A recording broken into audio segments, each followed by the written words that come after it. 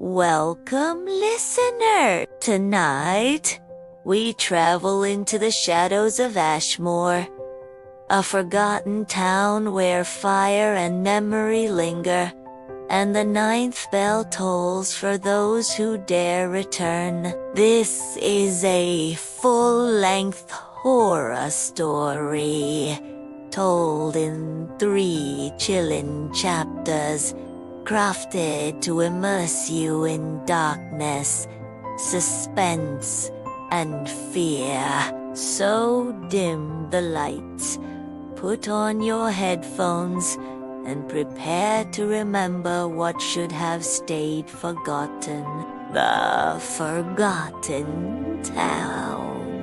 It started with a letter. Eleanor Reeves had always believed her life was too ordinary to contain anything remarkable. She worked as an archivist in a quiet university library in Boston, handling brittle manuscripts and forgotten records. Her days were spent in silence, broken only by the scratch of her fountain pen or the faint whir of the old microfilm machines. It was a life of order, precision, and predictable monotony. But the letter that arrived on a rainy October morning did not belong to that life. It was slipped under her office door, folded twice, its edges smudged with gray dust. There was no stamp, no seal, and no return address. Just her name, Eleanor Reeves, written in uneven, hurried strokes.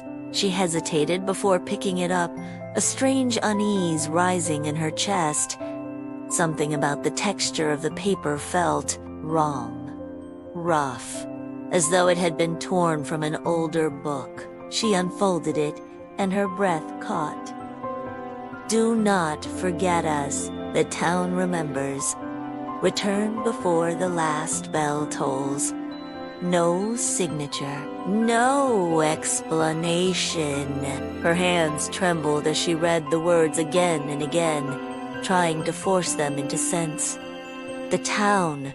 What town? She had been raised in the city, had no family left, no place she might call home beyond her small apartment and the library where she worked. And yet, something stirred deep in her memory, a faint image, blurred like a half-forgotten dream.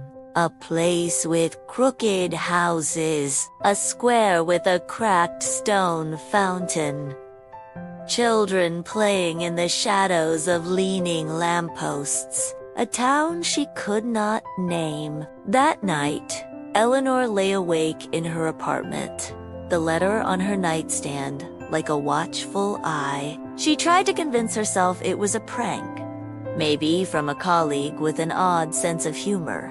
But when she closed her eyes, she could hear it faint and distant, a bell tolling through the mist. Not from the city outside her window, but from somewhere else, somewhere far older. By the third night, she could no longer ignore it. The tolling grew louder, as though the sound was crawling into her dreams, demanding she listen. She packed a small suitcase, left a note for her supervisor, and boarded a bus heading north. She didn't know where she was going, only that her hands seemed to guide her. She carried no map, only the letter.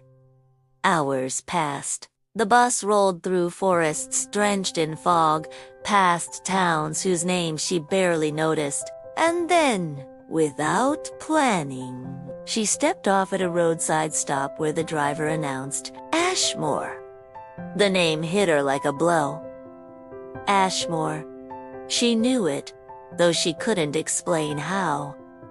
The town was quiet, almost too quiet. Cobblestone streets, slick with rain, wound between houses that leaned toward each other like gossiping old women. Windows stared blankly, curtains drawn. The air carried a faint odor of mildew and smoke. Eleanor pulled her coat tighter and walked. Every corner she turned, the sense of familiarity grew sharper, more painful. She knew these streets. She knew the fountain in the square, its stone cracked in the same pattern she had seen in her dream. She had been here before. But when? A bell tolled in the distance. One, deep and resonant. She froze. An old woman emerged from a nearby doorway, her shawl pulled tight around her frail frame. Her eyes, cloudy with age, widened when they fell on Eleanor. "You came back," the woman whispered, voice trembling. "We thought you never would." Eleanor opened her mouth, but no words came. The old woman's lips curled into a sad smile. The town remembers. It always remembers. The bell tolled again. The bell's echo faded into the fog, leaving Eleanor's heart hammering in her chest. She forced herself to ask, "Who are you? Do you know me?" The old woman's smile vanished. She shook her head quickly, as if scolding herself for speaking. "No names," she muttered. "Not here. The walls listen." Then she retreated into the dark of her home, slamming the door before Eleanor could protest. The street was empty again, but Eleanor could feel eyes watching from behind shuttered windows. Every step she took seemed heavier, as though the stones of the street themselves wanted to hold her back. She wandered until she found an in a squat, timber-framed building with a crooked sign that read the Hollow Lantern. Its windows glowed faintly, promising warmth against the damp air. Inside, the scent of smoke and old wood wrapped around her. A man stood behind the counter, tall and pale, his expression unreadable. "Room?" he asked, his voice flat. "Yes," Eleanor managed. "Just for a night." He slid a brass key across the counter. "Second floor, end of the hall." When she reached for her wallet, he raised a hand. "Not yet. Payment is given when you leave if you leave." The words chilled her, but she nodded and climbed the stairs. Her room was small, furnished with little more than a narrow bed, a dresser, and a mirror spotted with age.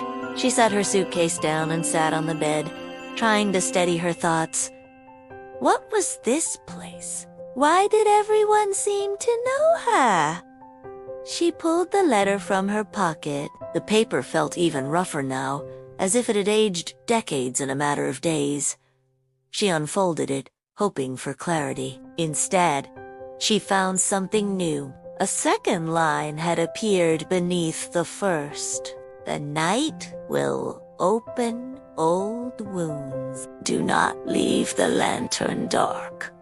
Her breath caught. She was certain those words had not been there before. As if in answer, the oil lamp on the dresser flickered violently, then died. The room plunged into darkness. Eleanor scrambled, searching for Her fingers brushed something cold inside the drawer, a small brass lighter, already waiting. She lit the lamp, and the flame steadied. Relief washed over her. But when she glanced at the mirror, her relief turned to terror. The reflection was not her own. Instead of Eleanor's tired face, the mirror showed a young girl, maybe 12 years old, with hollow eyes and ash-pale skin. The girl lifted a hand, pressing it against the glass. Eleanor stumbled backward, heart racing. A whisper filled the room. "You left us." Then the image shattered, the mirror cracking into jagged lines that split the girl's face into pieces. Eleanor's scream caught in her throat. She bolted from the room, rushing down the stairs into the common room below. The innkeeper looked up from polishing a glass. His expression did not change. "You lit the lantern?" he asked. "Yes," she gasped. "Good. Then you'll see the night through." Before she could ask what he meant, the bell tolled again. Louder this time. 3 strikes. The innkeeper froze, his pale knuckles tightening on the glass. "They're coming." The hours that followed were a blur of fear. Eleanor returned reluctantly to her room, clutching the lantern as if it were her lifeline. Outside, the fog thickened until the town seemed drowned in gray. Shadows moved through its shapes. Too tall, too twisted to be human. She heard scraping against the windows, soft footsteps circling the inn. At one point, she dared to peek through the curtains. Figures stood in the street, unmoving. Dozens of them, their faces obscured by hoods or masks of bone. They faced the inn in absolute silence, as though waiting. The bell tolled again. 4. The letter on her nightstand shifted, the paper curling. Another line appeared. "When the 9th bell tolls, the town chooses. Remember what you owe." Eleanor's hands shook so badly she nearly dropped the lantern. She wanted to leave, to run into the night, but something deeper told her she could not. She was bound to this place, tied to its fate. Her thoughts spiraled back into fragments of memory she couldn't fully grasp. Laughter in a dusty square, a lullaby sung by a voice she once loved, the sound of children chanting a rhyme she could almost recall. Ashmoor remembers. By dawn, the bell had tolled 8 times. The figures outside melted into the fog as if they had never been. Eleanor sat on the bed, exhausted, her lantern burning low. When the 9th toll finally came, it was softer, almost mournful. The silence that followed was heavier than the night itself.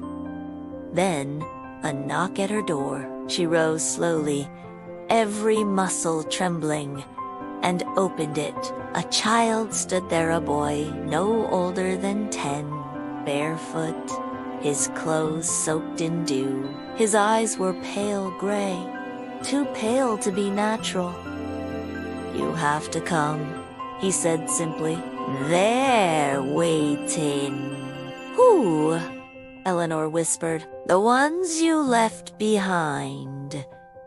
The boy's pale eyes did not blink as Eleanor stared at him. His voice was calm, too calm for a child his age. "They're waiting," he repeated, his words flat, practiced. Eleanor's instinct screamed to slam the door, but something in his gaze held her frozen. "Who's waiting?" she asked, her throat dry. "The council? The ones beneath the bell. You'll remember when you see them." The words rattled in her bones. Against every sane impulse, she followed him, the procession. The streets of Ashmoor were emptier than before, yet not silent. A low murmur threaded through the fog, like hundreds of whispers rising from the cobblestones themselves. Eleanor clutched her coat tighter as the boy led her through winding alleys. She could not see the sun, only the gray glow that passed for daylight here. At the center of the town lay the bell tower. It rose like a jagged tooth, its stone blackened by soot and age. The air grew colder with every step closer. Dozens of townsfolk gathered in the square, men and women of all ages, their faces hidden behind crude masks carved from wood or bone. Some masks bore twisted smiles, others hollow expressions. Their silence was suffocating. The boy guided her to the front. The crowd parted, bowing their heads slightly. Eleanor's pulse thundered. Why are they treating me like I belong here? From the tower's shadow emerged 6 figures cloaked in heavy robes. Each bore a staff topped with an iron bell. Their presence pressed on Eleanor like a physical weight. The tallest stepped forward, lowering his hood to reveal a face lined with deep scars. His eyes were pale gray, like the boy's. Eleanor Reeves, he intoned, voice echoing unnaturally through the square. You have returned? I don't know you, Eleanor stammered. I don't know this place. Memory's a fragile veil, the scarred man replied, but Ashmoor remembers. And so will you. The ritual of the 9th bell. The 6 figures lifted their staffs in unison. The iron bells rang once not with sound, but with vibration, deep enough to shake the stones beneath her feet. The crowd chanted in a language Eleanor could not understand, a guttural rhythm that clawed at her mind. The scarred man raised his hand, and silence fell. On the night of the 9th bell, the forgotten must answer. You left us once. You will not leave again. Eleanor shook her head violently. I didn't leave anything. I don't belong here. The boy stepped forward, his expression unchanging. You do. You always did. We waited. The crowd echoed softly. We waited. We waited. A wave of nausea rolled through her. She staggered back, but hands gripped her arms from the crowd, holding her firm. The scarred man extended a small black book, its pages warped and stained. Read and remember. Eleanor tried to resist, but her eyes were drawn to the text. The letters writhed like living things until they formed words she knew. She began to read aloud, against her will. Eleanor Reeves, daughter of Ashmoor, chosen vessel of memory, you were marked on the night of a great fire. You promised to return before the last bell tolls. The crowd's chant swelled. Promised. Promised. Images flooded her mind, flashes of fire, screaming, children running through smoke. She saw herself, younger, clutching a lantern as she fled the burning square. The faces of those left behind twisted in agony. She collapsed to her knees. Tears blurred her vision. No, I don't remember. I didn't. The scarred man's voice cut through her cries. You abandoned us. The fire consumed. But you live.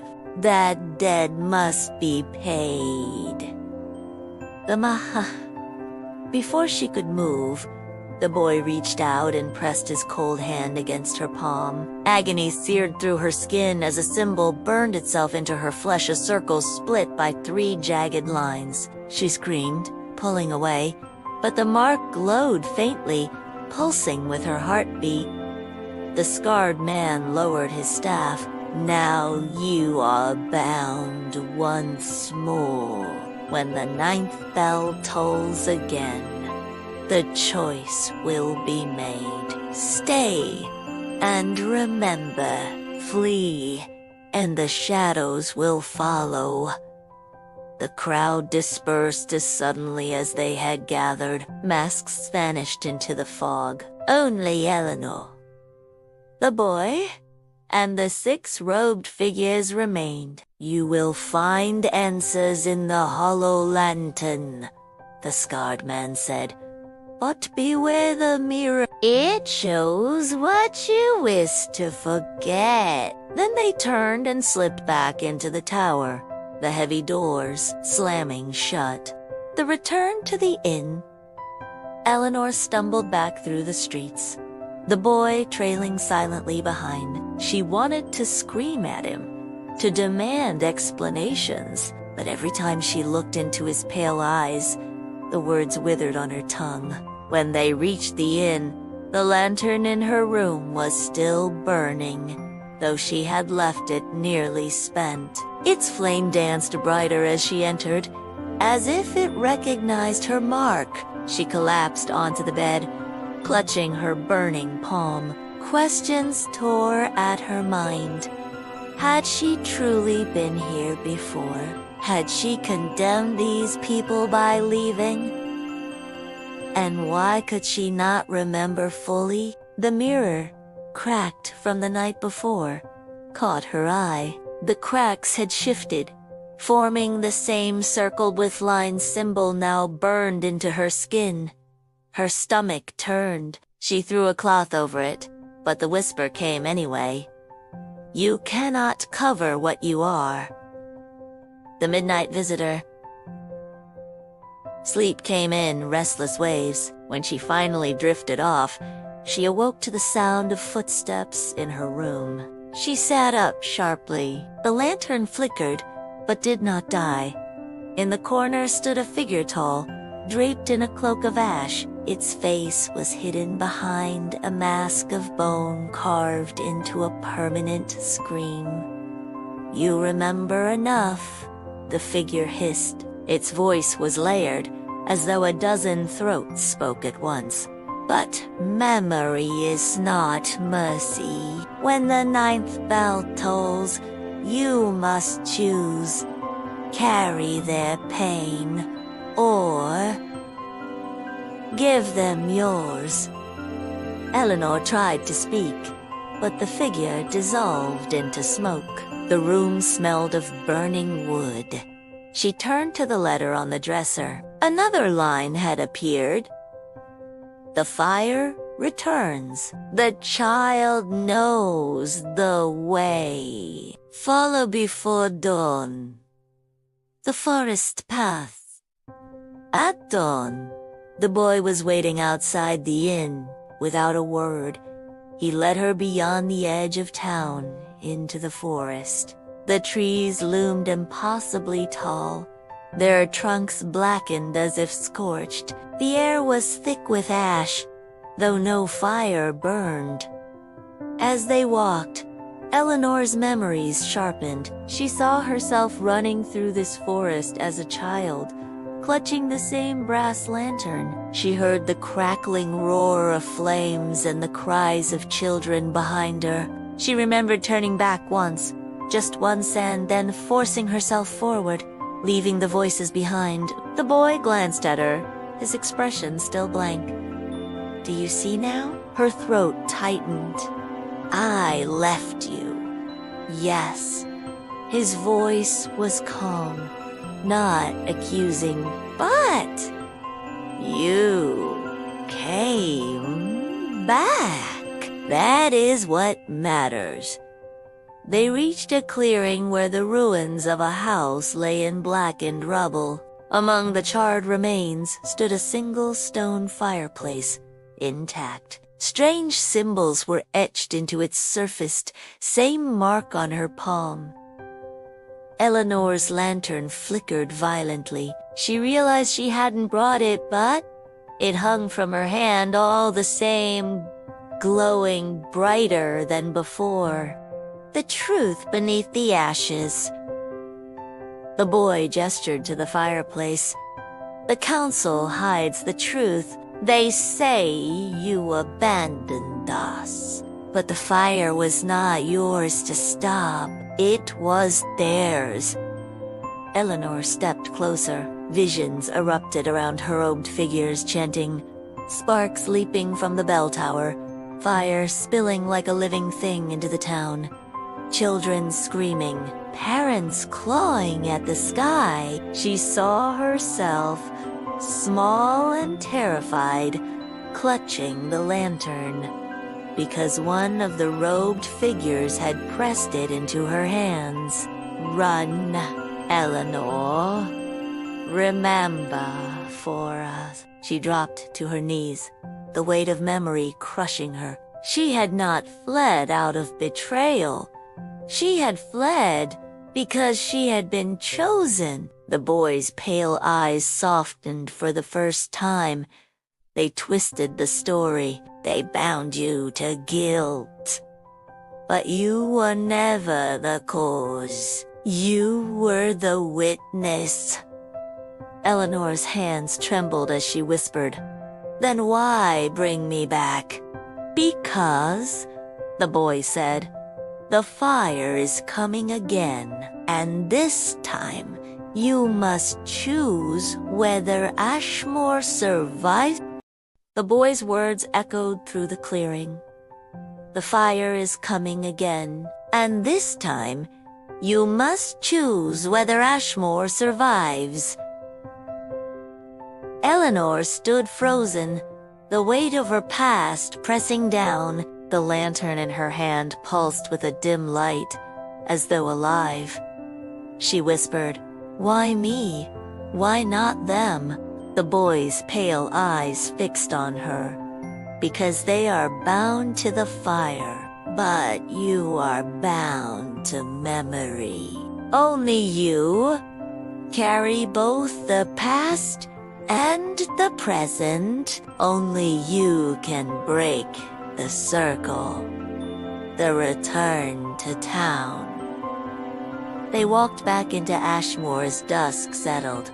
The fog thicker than ever. Windows were shuttered, doors barred, but faint shapes moved behind them.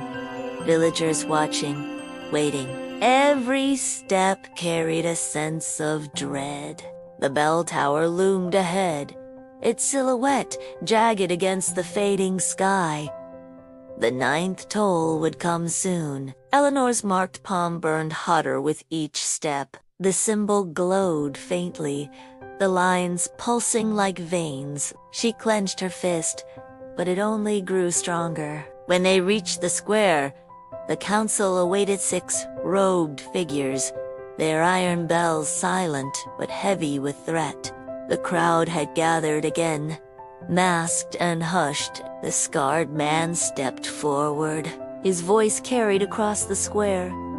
"The time has come. The 9th bell will toll, and Ashmoor will claim what it is owed." Eleanor raised her voice, trembling but firm. "It was you. You started the fire. You gave me the lantern. You made me leave." A ripple passed through the crowd. Murmurs rose. The scarred man's expression hardened. "Lies of the forgotten. You fled. You abandoned. And now you must atone." The boy stepped in front of her, facing the council. His voice rang clear. "She did not abandon us. She carried the memory, as you commanded. You twisted the truth because you fear it." Gasps spread through the villagers. The scarred man raised his staff, but his hand trembled. "The 9th toll." The bell tolled, one long, deafening strike that reverberated through stone, bone, and sky. The sound shook the earth itself. The lantern in Eleanor's hand flared to life, brighter than the torches in the square. Its flame turned blue, then white, searing the fog away. Shadows writhed, recoiling from the light. Screams erupted, not from the villagers but from the robed council. Their cloaks smoldered as if the flame burned them from within. "Stop her!" the scarred man roared. But none moved. The villagers watched, their masks trembling in their hands. The boy whispered, "Choose." The choice. Visions surged through Eleanor's mind. If she extinguished the lantern, the fire would return, consuming Ashmoor again, binding it in endless suffering. If she kept the flame alive, it would burn away the council, but with them, the town itself. People, its memories, everything she once knew. Her chest heaved. Destroy them and lose Ashmoor forever, or spare them and repeat the nightmare. The boy's hand slipped into hers. The town is already dead. It has been since the fire. What you see now are shadows bound by guilt. Let them rest. Tears streamed down her face. She lifted the lantern high. The ninth toll faded into silence, and Eleanor opened her hand. The fire of memory. The lantern's flame roared outward, engulfing the square in white fire. The villagers screamed, not in pain, but in release. Masks fell, dissolving into ash as their bodies vanished into the light. The council writhed, their forms burning until only blackened bells remained, shattered at her feet. The fog peeled away. The town itself crumbled, stone turning to dust, wood collapsing into smoke. Only the bell tower remained, its silhouette shivering before dissolving into nothingness. Eleanor stood in silence, the boy at her side. The lantern dimmed, then went dark.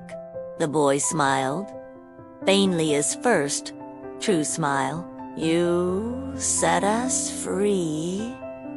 His form began to blur, fading into light. Eleanor reached for him, but her hand passed through. Wait, she cried. What happens to me? The boy's voice was a whisper now, echoing from nowhere and everywhere. Ashmoor remembers, and now, so do you. Then he was gone. Aftermath. Eleanor blinked, and the world shifted. She was standing in the university library in Boston, the morning light streaming through the tall windows. The smell of ash lingered faintly in her hair. On her desk lay a single object, the brass lantern, unlit but warm to the touch. Next to it, the letter. The words had changed once more. Thank you. Rest now. Her marked palm still bore the symbol, though faint, like a scar fading with time. She traced it with her fingers, wondering if anyone else could see it. She tried to focus on her work, but the silence of the library seemed heavier now. The shadows in the corners seemed longer, and when the old clock in the hall chimed the hour, it sounded almost like a bell. Eleanor closed her eyes. She told herself it was over, but deep down, she knew the truth. Ashmoor was gone. But Ashmoor remembered, and so did she. You have reached the end of Ashmoor, but the memory of the ninth bell still echoes. Thank you for joining me on this terrifying journey. If you enjoyed this story, don't forget to like the video, subscribe to the channel, and share your thoughts in the comments below. Until next time, stay safe and beware of the shadows that remember.